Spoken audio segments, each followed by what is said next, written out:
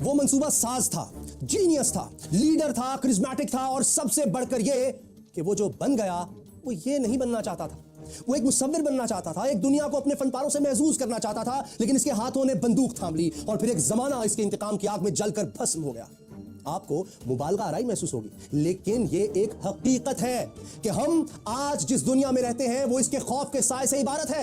Atom bomb से लेकर फजाई बमबारी तक के बहुत से हथियारों के डिजाइन इसी की लेबोरेटरी में तैयार किए गए थे। हिटलर कौन था और आज की दुनिया इसके खौफ से इबारत क्यों है?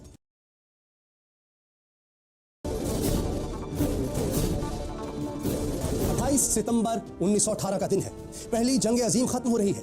पेरिस से 188 किलोमीटर दूर एक छोटा सा कस्बा है मार्क्वेंग। यहाँ एक बरतानवी सिपाही के निशाने पर एक नौजवान जर्मन सिपाही है जिसे वो छोड़ भी सकता है और मार भी सकता है। जर्मन सिपाही जो असल में कोरियर या डाकिया है, वो यकीन है कि इसे गोली मार दी जाएगी, लेकिन ऐसा हुआ नहीं। बरतानवी सिपाही टी हेनरी ने इसे गैर मुसल्ला देकर बंदूक नीचे कर ली और इसे जाने का इशारा किया। बज़ाहिर ये जंग अजीम अव्वल के हजारों वाकयात में से एक वाकया है, लेकिन हेनरी नहीं जानता कि वो एक तारीख रकम कर चुका है, क्योंकि जिस शख्स को इसने छोड़ा है वो एडोल्फ हिटलर है। वही हिटलर जिसकी छेड़ी दूसरी जंग अजीम में 5 करोड़ से ज्यादा इंसान लुक़मा अजल बन गए। पहली जंग अजीम का ये वाकया हिटलर ने खुद उस वक्त सुनाया था जब एक अखबार में इसने बरतानवी सिपाही टी हेनरी की तस्वीर देखी थी। ये तो थी हेनरी की तस्वीर और ये है हिटलर की तस्वीर। ये बड़ी बड़ी मूंछों वाला हिटलर पहली जंग अजीम के दौरान बेल्जियम और फ्रांस के महाज पर कोरियर यानी डाकिये की खिदमत सरंजाम दे रहा था। जब बरतानी फौज ने जर्मनों के खिलाफ जहरीली गैस इस्तेमाल की तो इससे बचने के लिए सबने मास्क चढ़ा लिया, लेकिन हिटलर के लिए यह मसला खड़ा हो गया कि इसकी मूंछें मास्क से बाहर रह जाती थी। चुनांचे हिटलर ने मास्क के साइज के हिसाब से मूंछें कटवा ली और यूं हिटलर का वो चेहरा सामने आया जिससे वो आज भी पहचाना जाता है। पहली जंग अजीम के एक ऐसे ही कीमियाई गैस के हमले में हिटलर की आंखें भी शदीद मुतासिर हुई और वो अंधा हो गया, लेकिन इलाज के बाद हिटलर की आंखों की रोशनी लौट आई। आंखों की रोशनी तो लौट आई, लेकिन अब इन आंखों में जर्मनी के दुश्मनों से इंतकाम की आग सुलग रही थी।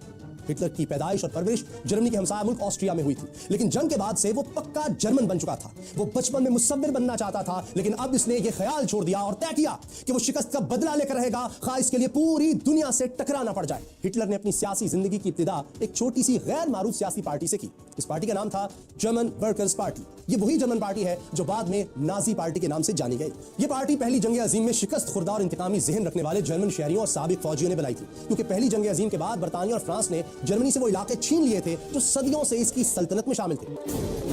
यही नहीं, जर्मनी को मजबूर किया गया कि इस जंग में फ्रांस समेत आलमी ताकतों का जो नुकसान हुआ है इसका हर्जाना भी अदा करे। हर्जाने की रकम 96,000 टन सोने के बराबर बनती थी। जी हां, 96,000 टन सोने के बराबर। ये जर्मन कौम के लिए बड़ी जिल्लत थी और चूंकि नाजी पार्टी शिकस्त के बाद जर्मनी पर मुसल्लत करदा शराइत के खिलाफ थी, इसलिए अवाम में मकबूल थी।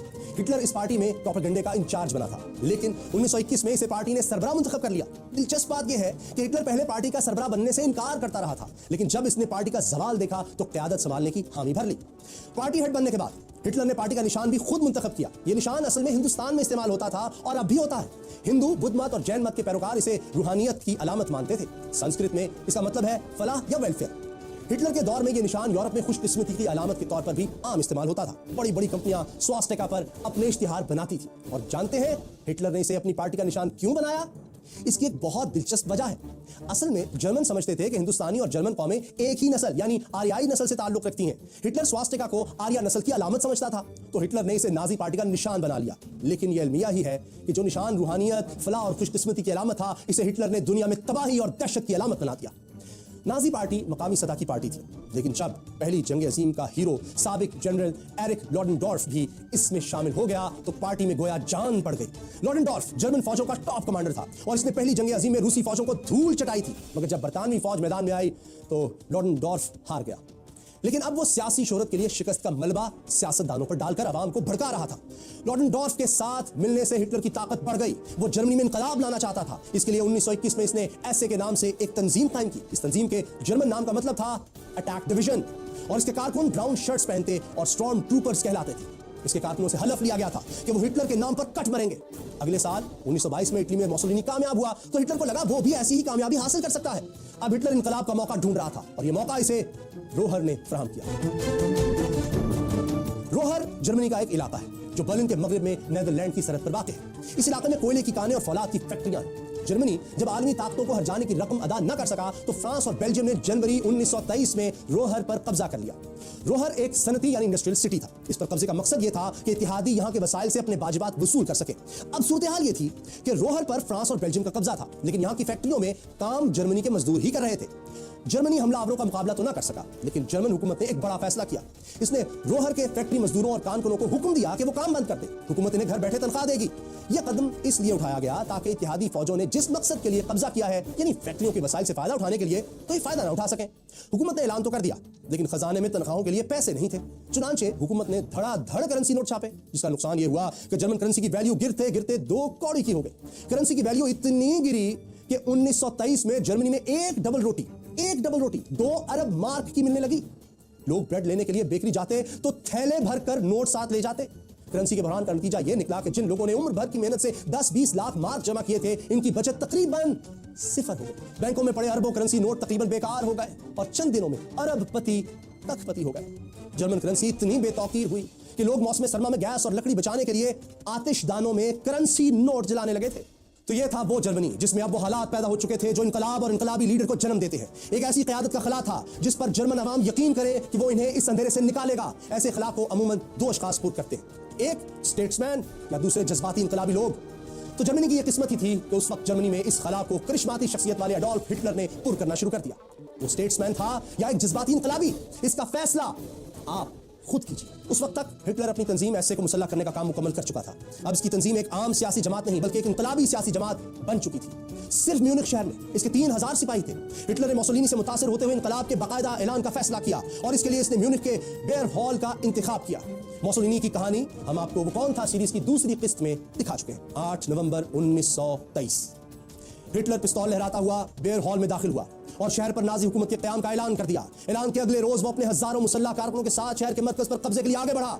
हिटलर को तवक्को थी कि इस कार्रवाई से इसे भी मुसोलिनी की तरह मकबूलियत और हुकूमत मिल जाएगी, लेकिन ये हिटलर की खाम ख्याली साबित हुई। मरकज में जमा होते नाजियों पर जर्मन पुलिस ने फायर खोल दिया। जवाब में नाजी कारकुनों ने भी फायरिंग शुरू कर दी। कुछ देर ही जारी रहने वाले इस मुकाबले में 14 नाजी और 4 पुलिस वाले हलाक हुए, लेकिन मैदान पुलिस के हाथ रहा। यूं हिटलर के इनकलाब की पहली कोशिश, या आप इसे बगावत भी कह सकते हैं, ये नाकाम हो गई। हिटलर के ज्यादातर साथी पकड़े गए। हिटलर फरार होने में कामयाब रहा, लेकिन 2 रोज बाद इसे जर्मन पुलिस ने ढूंढ निकाला और जेल में डाल दिया। इस बगावत में पहली जंग अजीम का जर्मन हीरो एरिक लॉडेनडॉर्फ हिटलर के साथ था। वो भी हुकूमत की तहवील में था, इसलिए दोनों पर गद्दारी का मुकदमा चला। लॉडेनडॉर्फ तो साबिक जर्नैल और बहुत असर और रसूख वाला शख्स था। वो अपने ताल्लुकात और शोहरत की बुनियाद पर बच निकला। हिटलर को 5 साल कैद की सजा हुई, लेकिन अच्छे चाल चलन और नाजी पार्टी के दबाव पर इसे 9 माह बाद ही रिहा कर दिया गया। जेल में ही हिटलर ने अपनी किताब माइन कैंप्स लिखी, जिसका मतलब है मेरी जिद्दोजहद। ये किताब हिटलर के मुस्तकबिल के अज़ाइम की एक झलक पेश करती है। किताब में हिटलर ने जर्मन आर्या नस्ल को आला नस्ल के तौर पर पेश किया था, जबकि इस बात पर जोर दिया था कि बाकी दुनिया के इंसान जर्मनों से कम दर्जे के हैं और दुनिया के मसाइल इसी सूरत हल हो सकते हैं जब आलमी हुकूमत जर्मनों के हाथ में हो। इसी किताब में इसने यहूदियों को जर्मनी के जवाल की वजह करार दिया था। इसकी कैद के दौरान जर्मनी के हालात बेहतर नहीं हुए थे, बल्कि खराब से खराब तर ही होते जा रहे थे और हिटलर ने चूंकि निजाम के खिलाफ बगावत की थी, इसलिए वो कैद के दौरान पूरे मुल्क में मशहूर हो चुका था। लेकिन इसी दौरान नाकाम बगावत से इसने सबक सीख लिया था कि जर्मनी में इनकलाब बुलेट से नहीं पैलेट से लाना आसान है। चुनांचे जेल से निकलते ही इसने पार्टी को इलेक्शन के लिए तैयार करना शुरू कर दिया। इस दौरान वो मसला भी हल हो चुका था जिसने हिटलर को बगावत की राह पर चलाकर जेल पहुंचाया था, यानी फ्रांस और बेल्जियम ने रोहर खाली कर दिया था। और इसकी वजह थी अमेरिका। जी हां, अमेरिका ने जर्मनी को हर्जाना देने और सनतें चलाने के लिए भारी कर्ज दे दिया था। अमेरिकी गारंटी मिलने के बाद फ्रांस और बेल्जियम खुद ही पीछे हट गए। इन हालात में हिटलर इंतखाबी मैदान में उतरा तो इसे पार्टी प्रोपेगेंडा चलाने के लिए काबिल शख्स की जरूरत महसूस हुई और इसकी नजर में यह काबिल शख्स था गोएबल्स। गोएबल्स के पांव पोलियो की वजह से बचपन से ही टेढ़े थे और वो लंगड़ा कर चलता था, लेकिन प्रोपेगेंडा का मास्टर था। ये वही गोएबल्स है जो कहता था झूठ इतना ज्यादा और मुसलसल बोलो कि सच लगने लगे। हिटलर का गोएबल्स को प्रोपेगेंडा इंचार्ज बनाने का फैसला दुरुस्त साबित हुआ और गोएबल्स ने हिटलर के नजरियात सारे जर्मनी में फैला दिए। प्रोपेगेंडा के बाद दूसरा मरहला था फंड्स का, लेकिन यह मसला भी बहुत जल्द हल हो गया। इसकी वजह थी कम्युनिस्ट धड़े। ये लोग ट्रेड यूनियंस की मदद से सियासी ताकत हासिल कर रहे थे। जर्मनी का दौलतमंद तबका और मिडिल क्लास लोग दोनों ही इनसे खौफजदा थे कि अगर कम्युनिस्टों की हुकूमत आ गई तो उनकी फैक्ट्रियां छिन जाएंगी। इसलिए उन्होंने कम्युनिस्टों के खिलाफ हिटलर को दिल खोलकर पैसा दिया। हिटलर के मद्दाहों में मशहूर जमाना अमेरिकी कार कंपनी फोर्ड का मालिक हेनरी फोर्ड भी शामिल था। हेनरी ने जंग के दिनों में हिटलर की माली मदद भी की। हिटलर ने अवाम में अपना इमेज बेहतर करने के लिए मशहूर किया कि वो एक सादा शख्स है जो सिगरेट, शराब, गोश्त से परहेज करता है और वेजिटेरियन है। हिटलर के खौफ से नाजी अफसर छुप कर सिगार पीते थे। ये और बात है कि हिटलर खुद छुप कर इफ्यून का नशा करता रहा। लेकिन हिटलर का अवामी इमेज, गोएबल्स का प्रोपेगेंडा और दौलतमंद तबके की फंडिंग भी काम ना आई। और जब 1928 में पार्लियामेंट के इलेक्शन हुए तो नाजी पार्टी को पार्लियामेंट की 647 में से सिर्फ 12 नशिस्तें और 2.6% पॉपुलर वोट मिले। ये हिटलर के लिए बुरी खबर थी। लेकिन अगले ही बरस जर्मनी से हजारों मील दूर अमेरिका में एक ऐसा वाकया हुआ जिसने हिटलर का वोट बैंक कई गुना बढ़ा दिया। हुआ यूं कि 29 अक्टूबर 1929 को अमेरिकी स्टॉक मार्केट क्रैश कर गई। इस वाक़े से पूरी दुनिया माशी बहरान का शिकार हो गई जो ग्रेट डिप्रेशन कहलाया। ग्रेट डिप्रेशन की वजह से जर्मनी के लिए अमेरिकी कर्ज रुक गए, इंडस्ट्री बंद हो गई और 61 लाख वर्कर बेरोजगार हो गए। हिटलर ने हालात का फायदा उठाया और खुद को मसीहा के तौर पर पेश करना शुरू कर दिया। माशी बहरान की वजह से हुकूमत ने इस्तीफा दे दिया था। 1930 में फिर इलेक्शन हुए तो हिटलर को 18% वोट हासिल हुए, लेकिन वो हुकूमत बनाने की पोजीशन में अब भी नहीं था। इस दौरान हिटलर को एक जज्बाती धचका भी लगा जब इसकी महबूबा गैली ने खुदकुशी कर ली। गैली इसकी सौतेली बहन की बेटी थी। हिटलर कई हफ्तों तक सदमे में रहा और इसने गैली को अपनी जिंदगी का इश्क करार दिया। लेकिन फिर वो एक दुकान में नौकरी करने वाली ईवा ब्राउन के इश्क में गिरफ्तार हो गया। ईवा बिलाशुबा हसीन थी, इसे जिम्नास्टिक का भी शौक था, वो घूमने फिरने और पार्टियां करने वाली लड़की थी, लेकिन इसे सियासत से कोई दिलचस्पी नहीं थी। हिटलर चाहता तो इससे फौरी शादी कर सकता था, लेकिन इसने ना सिर्फ ये कि ईवा से शादी नहीं की बल्कि बरसों तक अपने इश्क को दुनिया से छुपा कर भी रखा, क्योंकि हिटलर के मुतालिक यही मशहूर किया गया था कि उसका इश्क जर्मनी है और वो जर्मनी से शादी कर चुका है। इसलिए जर्मन कौम हिटलर की जिंदगी में किसी औरत की मौजूदगी से बड़े अरसे तक बेखबर ही रही। सिर्फ हिटलर के इंतहाई करीबी लोगों को ही ईवा से मुलाकात की इजाजत थी। हिटलर की जज्बाती जिंदगी की तरह इसकी सियासी जिंदगी में भी एक आर्जी रुकावट आई और इस रुकावट का नाम था वॉन हिंडनबर्ग। जर्मनी का 85 साल बूढ़ा सदर हिंडनबर्ग पहली जंग अजीम में जर्मन फौज का सरबराह रह चुका था और अवाम में इसे देवता जैसा एहतराम हासिल था। ये बूढ़ा सदर हिटलर को खतरनाक समझता था और किसी सूरत इसे चांसलर यानी वज़ीर आज़म बनाने के लिए तैयार नहीं था। 1932 में सदारती इलेक्शन हुए तो हिटलर इसके मुकाबले में खड़ा हो गया। अप्रैल में इलेक्शन हुए, हिटलर को 36% पॉपुलर वोट तो मिले, लेकिन इलेक्शन जीता हिंडनबर्ग। उधर माशी बहरान की शिद्दत के बायस दूसरा चांसलर भी मुस्ताफी हो गया। जुलाई 1932 में फिर पार्लियामेंट के इलेक्शन हुए तो नाजियों ने 230 सीटें जीत ली, लेकिन बूढ़े सदर ने फिर भी हिटलर को चांसलर नहीं बनाया। लेकिन जिसे बनाया वो भी नाकाम रहा और नवंबर में फिर इलेक्शन कराना पड़ा। इस बार नाजियों की सीटें कम होकर 196 रह गई। ताम पार्लियामेंट में अब भी इनकी अक्सरियत थी, लेकिन बूढ़ा सदर डटा हुआ था और हिटलर को चांसलर बनाने पर तैयार नहीं था। उस वक्त जो शख्स जर्मनी का चांसलर था, इसका नाम था फ्रांस वॉन पिपिन। नया चांसलर भी मुल्क के हालात ठीक ना कर सका। बिगड़ते हालात देखकर पिपिन की हिम्मत जवाब दे रही थी।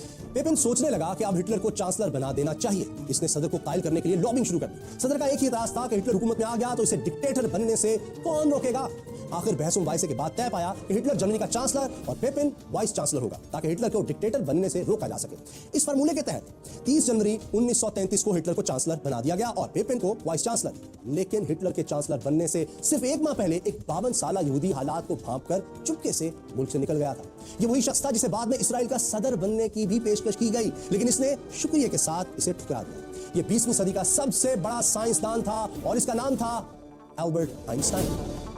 हिटलर ने चांसलर बनने के 4 हफ्तों के बाद फिर पार्लियामेंट के इलेक्शन का ऐलान कर दिया, क्योंकि वो अपनी नशिस्तें बढ़ाना चाहता था। इलेक्शन की तैयारियां जारी थी कि 27 फरवरी को जर्मन पार्लियामेंट की इमारत को आग लगा दी गई। आग लगाने वाला एक कम्युनिस्ट था। हिटलर ने इस वाकये का फायदा उठाया और कम्युनिस्टों के खिलाफ प्रोपेगेंडा करके मजीद वोटरों को साथ मिला लिया।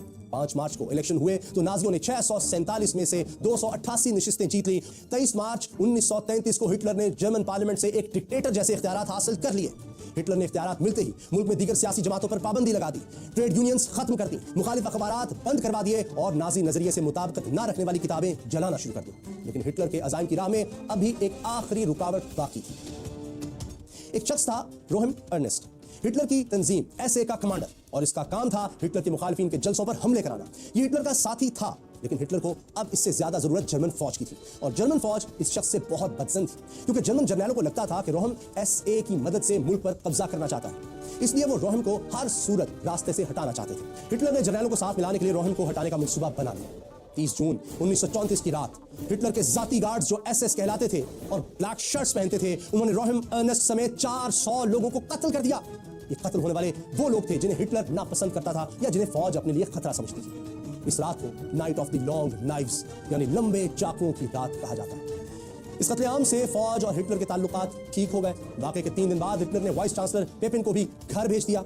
यूं सब समझ गए हिटलर को सियासी तौर पर कंट्रोल करना मुश्किल ही नहीं, नामुमकिन भी हो गया है। रोहम को रास्ते से हटाने के बाद भी हिटलर ने एसए को खत्म नहीं किया, बल्कि इसे नए कमांडरों के जरिए चलाता रहा। एसए की खुफिया पुलिस जो गेस्टापो कहलाती थी, वो हिटलर के मुखालिफिन को कुचलने के लिए सबसे मुतहरिक और बदनाम थी। 1934 में हिंडनबर्ग की मौत के बाद हिटलर जर्मनी का सदर भी बन गया और फौज का कमांडर इन चीफ भी। जल्द ही इसने चांसलर और सदर के अलग अलग ओहदे खत्म करके एक ही ओहदा बना लिया और इस नए ओहदे का नाम था फ्यूहरर, जिसका मतलब है लीडर। मुखालिफ पार्टियों पर पाबंदी लग चुकी थी, पार्लियामेंट इसे सारे इख्तियारात सौंप चुकी थी, अब इलेक्शन की जरूरत थी ना पार्लियामेंट की। फ्यूहरर अब ऑल इन ऑल था। हिटलर के हुक्म पर तमाम अदालतों और पुलिस को नाजी पार्टी के कंट्रोल में दे दिया गया। जजों को हिटलर से वफादारी का खुसूसी हलफ भी उठाना पड़ता था। हिटलर के मुतालिक एक और दिलचस्प हकीकत जिसे कम लोग जानते हैं यह है कि हिटलर का कोई ज़रिया आमदन नहीं था, वो पार्टी फंड से गुजारा करता था। हुकूमत संभालने के बाद इसने तमाम सरकारी इदारों के लिए अपनी किताब माइन कैंप खरीदना लाजमी कर दिया। 1939 तक किताब की 50 लाख कॉपियां फरोख्त हुई और रॉयल्टी मिली हिटलर को। अपनी हुकूमत के दौरान हिटलर ने $5 अरब की जायदाद बनाई, लेकिन हिटलर ने सिर्फ अपने लिए दौलत नहीं बनाई बल्कि आवाम पर भी दिल खोल कर खर्च किया। इसने स्कूलों और अस्पतालों समेत बेशुमार मंसूबे शुरू किए और किसानों को सब्सिडीज दी। हिटलर की हुकूमत के इब्तदाई बरसों में ही यहूदियों को छोड़कर जर्मनी में कोई बेरोजगार नहीं रहा था। इस खुशहाली ने जर्मन अवाम को हकीकतन हिटलर का दीवाना बना दिया और यही वो बात थी जो हिटलर की असल कामयाबी की वजह बनी। बहरहाल दौलत और इख्तियार हासिल करने के बाद जब जर्मनी में हिटलर का कोई सियासी मुकाबिल ना रहा तो इसने खारजा महाज पर तवज्जो दी। इसने गैर मुल्की ताकतों को हर जाने की अदायगी रोक दी, जिससे हुकूमत के पास तरक्याती कामों के लिए वाफिर पैसा आ गया। वो उस वक्त की अक़वाम मुत्तहिदा यानी लीग ऑफ नेशन से निकल गया और तमाम आलमी मुआहदे भी खत्म कर दिए। ग्रेट डिप्रेशन से संभलने की कोशिश करती हुई मगरबी ताकतें इसके खिलाफ कोई कार्रवाई न कर सकी। जर्मनी पर पहली जंग अजीम के बाद अपनी बहरी कुव्वत तैयार करने पर भी पाबंदी थी, लेकिन 1935 में हैरत अंगेज तौर पर बरतानिया ने जर्मनी को बहरी बेड़ा तैयार करने की इजाजत दे दी। इसी साल जर्मनी ने अपनी फौज की तादाद भी 5 गुना बढ़ाकर 5 लाख कर दी। 18 से 25 साल के सब जर्मनों के लिए फौजी तरबियत भी लाजमी कर दी गई थी। इन कामों से फारिग होकर हिटलर ने यहूदियों को कुचलना शुरू किया। पहले इसने यहूदियों के खिलाफ कानून साजी की। यहूदियों के जर्मनों से शादी, वोटिंग और मुलाजमत पर पाबंदी लगा दी गई। 1936 में बर्लिन ओलंपिक्स में भी यहूदी एथलीट्स हिस्सा नहीं ले सके, लेकिन ओलंपिक्स मुकाबलों के जरिए हिटलर दुनिया को यह तासुर देने में कामयाब रहा कि जर्मनी एक पुरअमन और तरक्की याफ्ता मुल्क है। जर्मनी ने 43 गोल्ड मेडल हासिल करके ओलंपिक्स में कमाल कर दिया। ओलंपिक्स के बाद भी यहूदियों के खिलाफ हिटलर के सख्त इकदाम जारी रहे। बच्चों के निसाब में यहूदियों के खिलाफ नफरत अंगेज मवाद शामिल किया गया। बच्चों को एक खास गिरोह से नफरत करना सिखाई गई। हिटलर पर 60 लाख यहूदी कत्ल कराने का भी इल्जाम है, जिसे मगरब में होलोकॉस्ट के नाम से याद किया जाता है। हिटलर के मजालिम का निशाना बनने वालों में ऑस्ट्रिया का एक माइन नफ्सियात भी था, जिसे बाद में जलावतन कर दिया गया, और यह शख्स था मशहूर जमाना सिगमंड फ्राइड। लेकिन क्या आप जानते हैं कि यहूदियों से इतनी नफरत करने वाले हिटलर के डीएनए से क्या पता चला?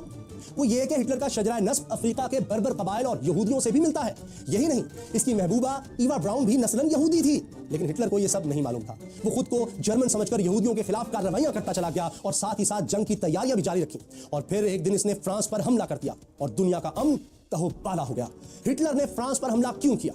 और वो कौन से लीडर थे जो हिटलर के खौफ से बेहोश हो गए? और वो कौन था जो हिटलर के सामने डट गया? क्या हिटलर ने खुदकुशी की थी या वो कहीं रूपोश हो गया था? हिटलर की लाश कहां गई? रूस के सर्द जहन्नम में जर्मन फौजों पर बीतने वाले शब रोज की कहानी भी आपको दिखाएंगे।